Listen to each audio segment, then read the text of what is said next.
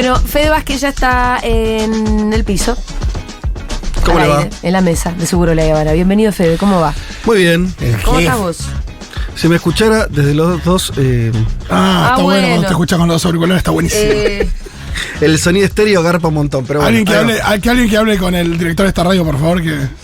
Loco. Quejate, Fede, quejate con el director. Quejate con alguien porque que las cosas no funcionen no da. Toma, cambiamos. Toma este y suave. Sí, perdón, Bien. ¿Escuchás voces vos? No me tosan. Yo estoy tosiendo de vuelta, ¿viste? Agarrate. Y bueno, está de moda la tos. Agarrate. Y para molestar a Milei estamos tosiendo lo que tosemos. Milei. Habíamos dejado la tos, volvimos a la tos. Bueno, Fede, ¿de qué va la columna hoy? Bueno, ya sabemos en qué momento estamos, ¿no? De la vida. Sí. Así que vamos a hacer lo siguiente, vamos a proponer, pensé mucho en que nos están escuchando, así que voy a tratar de que hablemos, de comentar un par de cosas en las cuales sea un poco una pausa en el hervidero en el que estamos, inevitable, estando a tan pocos días de la elección, de una elección que también en los últimos, creo, semanas terminó de confirmarse. Me parece que es una elección clave de nuestro periodo democrático, así ya empieza a ser visto, no es algo que diga yo, sino que empieza a ser muy extendida esa idea, porque estamos frente a una opción que es totalmente dicotómica, trascendental y que nos va a llevar a caminos realmente totalmente distintos en un sentido muy profundo. Entonces, eso es inevitable que nos ponga mucho más ansiosos que en cualquier otra elección, que nos ponga nerviosos, expectantes y demás. Yo pensaba que también lo pensaba en relación a lo que nos pasó con la peli de César. Ayer estuve también en una proyección en un centro cultural que es cercano acá, que es el JJ, que se siguió pasando la peli más allá del estreno del miércoles. Podemos ¿no? decir, lugares. Sí, y podemos decir que desde hoy también está disponible en YouTube. Perfecto, ¿ya está subida? Ya está subida. La buscan como Al Borde, documental. Exacto, está en el canal de Futurock. Bueno, entonces una forma de entender dónde estamos parados, me parece que es dar cuenta del nivel de resistencia que nuestra sociedad tiene. Me parece que habría que decir eso. Incluso más allá del resultado de algo, si hay tiempo diremos al final, pero aún en esta situación todavía de incertidumbre de lo que va a pasar, creo que es momento de darnos cuenta de el enorme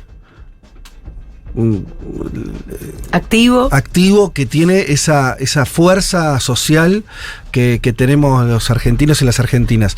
Para poder ver eso, hagamos un muy pequeño repaso histórico. Lo primero que yo tendría en cuenta es que desde hace 8 años, que es mucho tiempo, estamos discutiendo todo para atrás. Cuando digo discutir todo para atrás, es que todas las discusiones políticas posteriores a la del 2015, a la de aquella elección del 2015 que gana Mauricio Macri, todo lo que vino después fue una larga discusión que al final era cómo hacemos para perder menos de lo que ya perdimos. Eso es un garrón. Y eso te lleva a un lugar defensivo, a un lugar de resistencia más que propositivo. Inevitablemente eso genera también frustraciones, que en parte es las que vemos en cómo la gente está ahora vinculada a la política, que no es de una manera, diría, feliz o de muchísimo entusiasmo por lo positivo, sino en todo caso una reacción al miedo, una reacción a lo que puede venir, dudas, mucha gente que lo vimos nosotros en los móviles, ¿no? Mucha gente que dejó de interesarle. Bueno, todo eso tiene que ver con que desde hace 8 años, además de que fueron, o justamente por eso, porque fueron 8 años muy malos en términos de datos concretos de la gestión económica, de cómo está la sociedad, lo que estamos discutiendo es cada vez peor. Si les parece, para que esto quede bien claro, yo estuve viendo un spot de campaña del 2015 de Macri, de Cambiemos, así era la marca de ellos, ¿no? Cambiemos. Y con que escuchen esos 30, 40 segundos que dura el spot, se van a dar cuenta qué distinto era el clima de aquellos años con todo lo que nos ocurrió después. ¿Qué pasaría si nos dejáramos de pelear y nos pusiéramos a trabajar todos juntos? ¿Y si probáramos con un gobierno que hable menos y nos escuche más? ¿Y si dejamos de mirar para atrás buscando excusas y empezamos a mirar para adelante para encontrar soluciones? Si todos tuviéramos las mismas oportunidades sin importar el lugar donde nacimos. ¿Y si en vez de no poder dormir por miedo a la inseguridad, pudiéramos soñar? ¿Qué pasaría si un gobierno, en vez de querer quedarse para siempre, hiciera pasar a la historia por haber hecho bien su trabajo? ¿Qué pasaría? Que estamos cambiando. Entonces cambiemos. Entonces cambiemos. Entonces cambiemos. Cambiemos. Entonces, cambiemos. Mauricio Macri, presidente. Gabriela Michetti, vicepresidente. Vamos juntos. Cambiemos. Lista 135. Qué tranqui todo. Tranqui, ¿no? Qué tranqui todo. Bueno, che, ¿qué te parece si cambiamos? Que es, ¿no? Como. Che, ya esto está hace mucho tiempo, está bueno que haya otros. Algo así, básicamente. Sí, básicamente, bueno, che, la verdad que se hace mucho de este gobierno, habla mucho, ¿no? Que un presidente hable menos. Que no se escuche más, habla mucho. Bueno, un poco de inseguridad aparece ahí, pero nada muy dramático. Pero sobre todo porque yo, por más que esto es un spot, después cuando el video lo subamos, vamos a poner las imágenes, pero no importa. Creo que eso, al escucharlo solamente te das cuenta de las voces de las personas. Obviamente que todos los spots son actores, todo esto es diseñado y guionado por quienes hacen las campañas, pero no me parece para nada casual que aquella campaña tenía ese tono, era un tono amable, porque hay un país que en todo caso, ese Cambiemos estaba discutiendo cosas para adelante, ¿no? Al final lo que decía, nadie se acuerda mucho. El principal eslogan de Macri en esa campaña era pobreza cero. Si vos propones pobreza cero, es que evidentemente ya venís con una pobreza que viene siendo manejable, si querés, que viene descendiendo, y te pones sobre el objetivo mejor, que che, pobreza cero. ¿Por qué vamos a tener 10, 15, 20, lo que sea de pobreza? Podemos tener cero. Y ese era el marco. Unir a los argentinos, que era una abstracción. Sí, pero o que también hablaba un poco de lo tensa que estaba la discusión política siempre. Y la otra era y combatir el narcotráfico.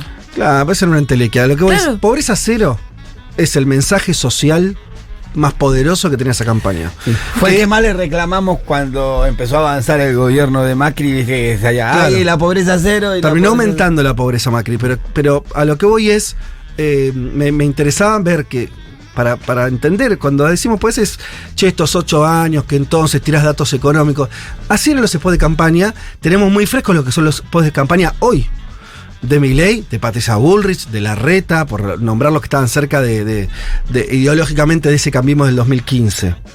Es otro país. Sí, terminar para siempre con el kirchnerismo, dice. Claro, y fíjate, en realidad, la única vez que se enfrentaron el macrismo directamente en verdad con el kirchnerismo fue en esa elección del 2015. Después ya no existió más el kirchnerismo como expresión pura. Pero en el 2019 fue Alberto Fernández, un frente muy amplio, ya estaba Massa, ni hablar ahora. Pero fíjate que cuando enfrentaron el kirchnerismo, en realidad enfrentaron con este discurso. Estaba años luz el discurso de terminemos para siempre con el kirchnerismo, metamos presa a Cristina, en una cárcel que se llama Cristina. Era otro país. Digo, sí, no se hablaba de escuelas cooptadas por sindicatos kirchneristas. No. Entonces, ¿por qué? Me parece que ahí da cuenta de que realmente estos 8 años fueron muy terribles, con muchas pérdidas de económicas, también culturales, de discurso democrático. Esto que digo va a sonar muy tendencioso, pero como lo creo lo voy a decir. Yo creo que el gran responsable es Macri. La entrada de Macri al poder en la Argentina destruyó ciertos consensos democráticos. Una vez que Macri asume el gobierno, con este tipo de campaña, a veces le ponemos a Lila Lemoyne, ¿no? O a Villarroel la reivindicación de la dictadura. El primero que lo hace es Macri, en una entrevista que, si no me equivoco, con Cecilia González, una corresponsal extranjera, donde él empieza a cuestionar el número de los 30.000 desaparecidos, 2017, muy temprano en su propio gobierno. Ahí empiezan, durante esa primera experiencia del macrismo en el poder, empieza una demolición, diría, sistemática de consensos democráticos. ¿En qué sentido? Con lo acabo de decir con la dictadura, en muchas expresiones. Recordemos también que después de muchos años donde era casi un anatema, no solo la represión, sino la reivindicación de la represión, tenemos no solamente el caso de Maldonado, sino también la represión y el festejo, diría, la represión en la Plaza de los Congresos en el 2017. Entonces, también tenemos un gobierno que se dijo mucho, ¿no? El gobierno de Macri fue más un gobierno que parecía que seguía siendo opositor al kirchnerismo, ¿no? Parecía que estaba todo el tiempo enfrascado en seguir poniendo al kirchnerismo como el fantasma. Sí, no vuelven más, también, ¿no? Con Malvinas también el gobierno de Macri fue bueno, los además, primeros que empezaron. Con los pueblos originarios también. Y el gobierno de Macri se encargó de meter presos a un montón de exfuncionarios con muy pocas pruebas y incluso a dueños de medios de comunicación, como también, por ejemplo C5N, en cana. Total. Por eso, ahí tenemos que registrar que ahí tenemos un primer momento de descomposición totalmente adrede, sin que tuviera ningún resultado positivo para la sociedad argentina, de generar odio, de instalar una conversación política totalmente tóxica. No hay forma de equilibrar acá. Fue Mauricio Macri quien decidió esa línea estratégica, quien la llevó a cabo en un gobierno que además, como tuvo muy malos resultados económicos, duró 4 años, ¿no? Porque tuvo toda esta vertiente y al mismo tiempo no lo acompañó. Estaba leyendo como para traer para acá una nota que salió publicada en Diario Clarín por Ismael Bermúdez a fines del 2019, en noviembre, la coyuntura del balotaje de aquel momento, el poder de compra de los salarios durante el gobierno de Macri, dicho por el diario Clarín, fue 20 puntos. La caída de 20 puntos del salario real durante un gobierno es un hecho prácticamente desconocido en la historia política argentina, tanto que en realidad cuando seguimos hablando que en estos años eso siguió, sobre todo no se revirtió, pero la caída se produjo ahí, no en estos 4 años. Además del cierre de empresas y una serie de problemas, la toma de deuda, etcétera, ¿no? Pero quiero decir, ahí empieza un primer momento de la Argentina donde, piensen ustedes también, tratemos de salir de nuestra propia mirada ideológica. Millones de argentinos votaron con confianza, creyendo que lo que venía era un poco mejor o mucho mejor, o no sabían bien, pero suponían que no iba a ser tan malo el gobierno de Macri. Aparte, y ahí decía, vamos a conservar lo bueno y cambiar lo que está mal. Claro, pero era un discurso de, che, hay que romper todo, hay que cambiar todo. Entonces a la gente no le generaba, me parece, tanto miedo. Claro. No, estaba la discusión de ganancias. Lo que quiero decir es que pensemos un momento en ese gran electorado que lo hace a Macri presidente, que vota eso y se encuentra con resultados que son exactamente los contrarios. Ahí también tenés una primera desaprensión de la democracia, con la representación, con la política, ¿no? Porque a veces nosotros pensamos mucho, en términos mucho más estáticos, ¿no? Como en la Argentina está el peronismo, el antiperonismo, entonces no importa el resultado, no, pero piensen en los millones de personas que votaron ese gobierno con entusiasmo, creyendo que era para mejor, y se encuentran con un resultado que es terrible, que es la contracara de todas las promesas que le había hecho, incluso más allá del sector social al que pertenezcas. Si eras un laburante que votaste a Macri y te fue mal. Si eras alguien de clase media que votaste a Macri, también te fue mal. Si eras un empresario pyme y votaste a Macri, también te fue mal. Entonces, ahí hay un primer momento que se parece más a lo que había pasado por ahí con el gobierno de la Rúa, ¿no? Otro gran fracaso en términos de algo que llega con mucha esperanza, mucha expectativa, y de pronto la gente, sus propios votantes, quedan totalmente desengañados con la experiencia. Sabemos de lo que sigue después. Llega el gobierno de Alberto Fernández y la pandemia, ¿no? Porque llega casi en simultáneo esas dos cosas, que también es un cachetazo muy tremendo sobre una situación que era la que acabo de describir. Ya era muy precaria, muy mala, y viene la pandemia, que más allá de la cobertura social que existió por parte del gobierno, más allá de lo que hubo en términos sanitarios, más allá que terminamos en Argentina y en el mundo teniendo vacunas, y acá el Estado con sus ramificaciones logró que se vacunara toda la población en un tiempo muy corto. Más allá de todo eso, evidentemente la experiencia de la pandemia no puede ser descrita de otra manera como algo totalmente negativo, ¿no? Donde de mucha desaprensión social, pero también con la política, y ahí sí hay que señalar unas cosas de este gobierno, ¿no? Todavía a mí me cuesta calcular, porque me cuesta hasta calcularlo a mí, como yo, persona, ciudadano, lo que fueron también esas fotos de Olivos, donde vimos al que nos estaba cuidando no cuidarse y no tener la misma la misma rigidez en los cuidados a los que todos nos sentíamos obligados. Eso también fue otro, diría, mojón en la credibilidad entre la sociedad y la política. Y diría lo que pasa, sobre todo después de la pandemia, la salida de la pandemia, que es ese aumento de una inflación, una dinámica inflacionaria que también venía de atrás, por supuesto, del segundo gobierno de Cristina, el gobierno de Macri principalmente, y después Alberto, más allá de la pausa relativa de la pandemia, después de eso empieza una inflación desbocada, ¿no? Entonces ahí un tercer, cuarto cachetazo a la sociedad, que sobre todas esas malarias que venía se sumó lo que es sobre todo un desacomodo cotidiano, porque a veces, yo insisto con esto, ¿no? Vos ves los números y la caída del salario real durante la era de Macri, que no tuvo una inflación del 150%, como va a terminar por este año el gobierno, sino tuvo bueno, depende del año, ¿no? Pero 30, 40... 50, la más alta fue el 50. El 50 el último año, creo. Y 2 años de caída de la actividad económica, 18 y 19... terminó cayendo en total creo que 5 puntos, una locura. Pero lo que voy es, aún con una inflación más baja, eso a veces es difícil de verlo, porque es medio contraintuitivo, pero con una inflación más baja, la destrucción del poder de compra fue mucho más fuerte durante el macrismo que ahora. El problema es que ahora, por ahí algunos sectores ni tuvieron o tuvieron hasta recomposición. Los privados les fue un poquito mejor que la inflación en términos de poder adquisitivo, pero vivir con una tasa de inflación tan alta desacomoda mentalmente, desacomoda las proyecciones. Entonces, bueno, a lo que voy es, acabo de describir todo un escenario de 8 años, ¿no? De desgracias.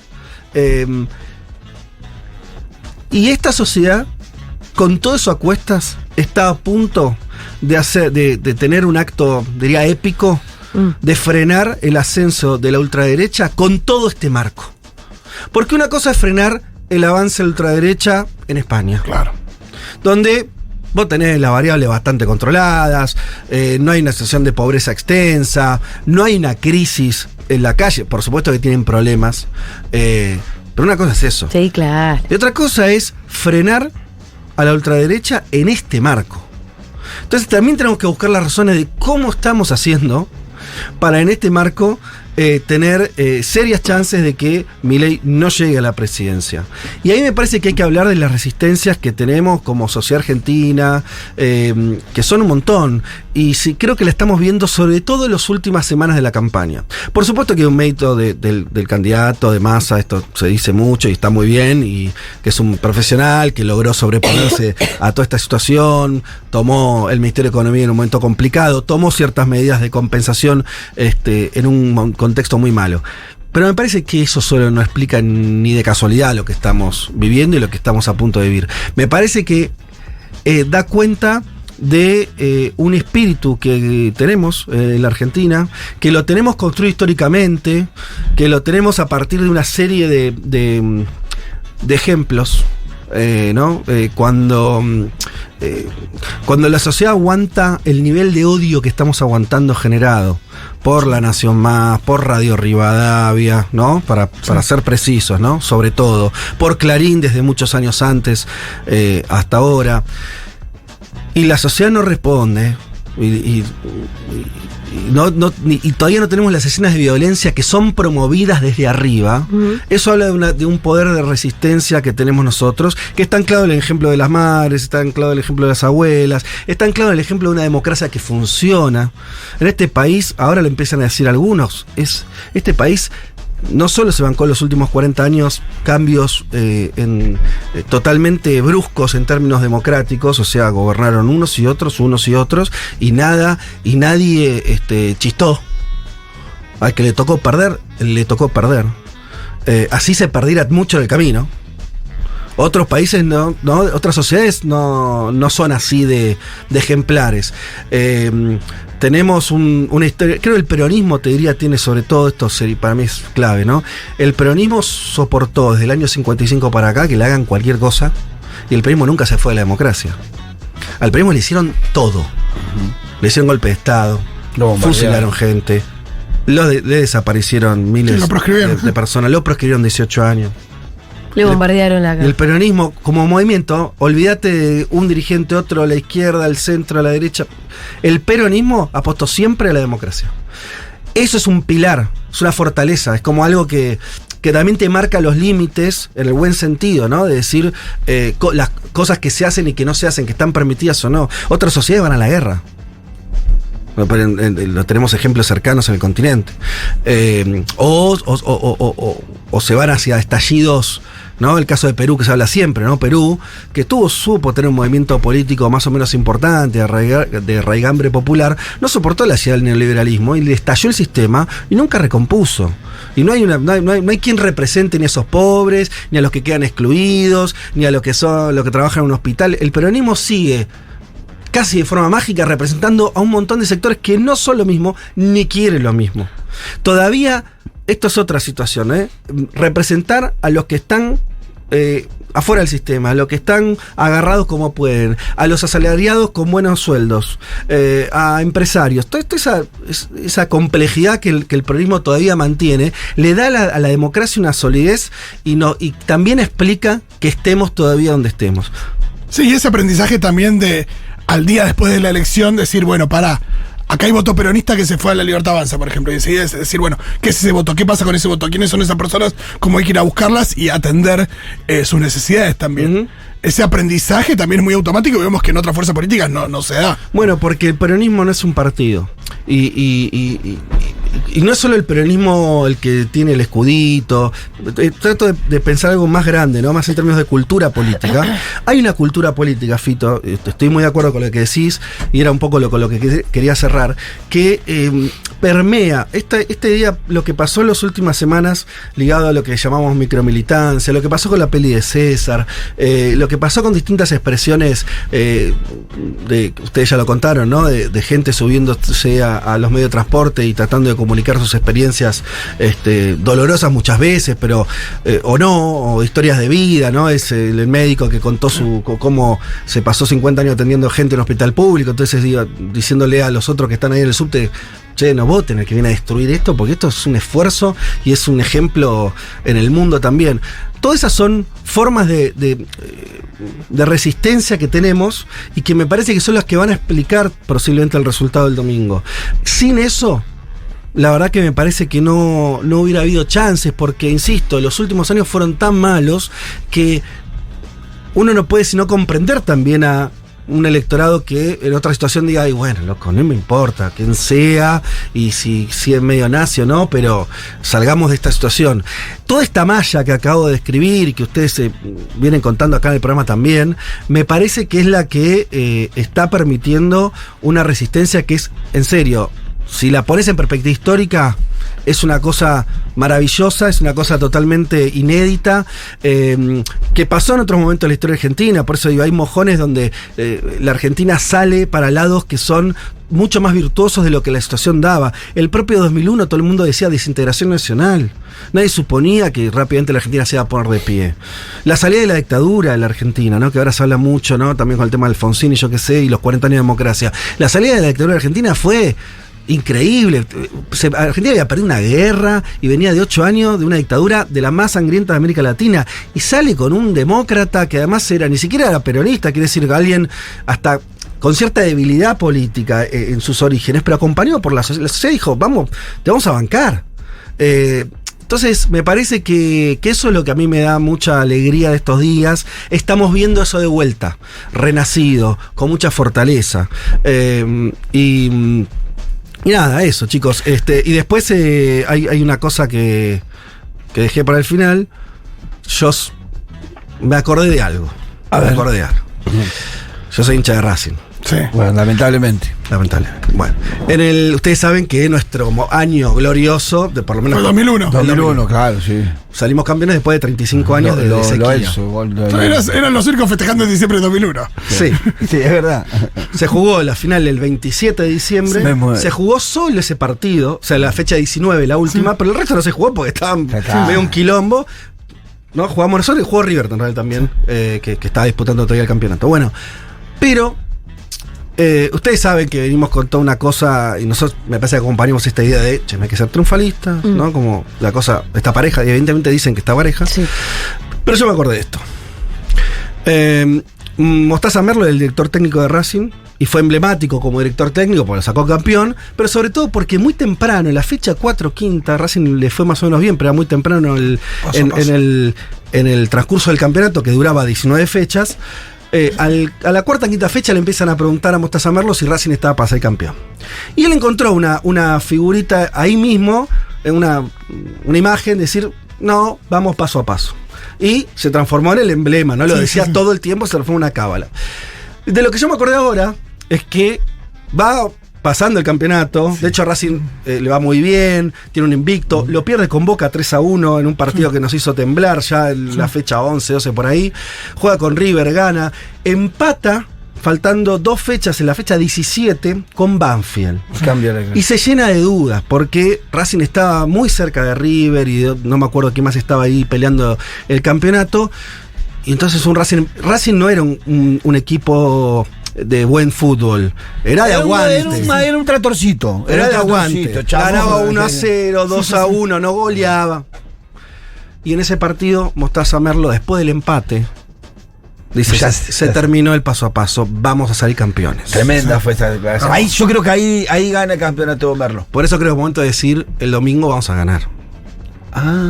Ya está. Está bien, y el 10 de diciembre, vamos a... El domingo va a ganar Massa. Hay que tener confianza en eso, hay que actuar en ese sentido, pero como que le faltan esos 2 partidos, que a Racing le faltaba, de hecho lo definió en el último, pero ya con el director técnico diciendo, esto ya está. Se terminó el paso a paso, no nos queda otra que ganar, y lo vamos a hacer. Y yo creo que hay que pensar con esa cabeza. Qué lindo. No, aparte que el 10 de diciembre se cumplen 40 años, es un montón. Está claro, hay que festejar esos 40 años de democracia. Exacto, de la mejor manera que con un presidente democrático. Pero esa frase fue estratégica de Mostaza Merlo para ese plantel. Sin esa frase no hay campeonato de Racing. Hermosa columna, Fede. Gracias. Segurola y Habana, la costumbre de decorar tus tardes. Futurock FM.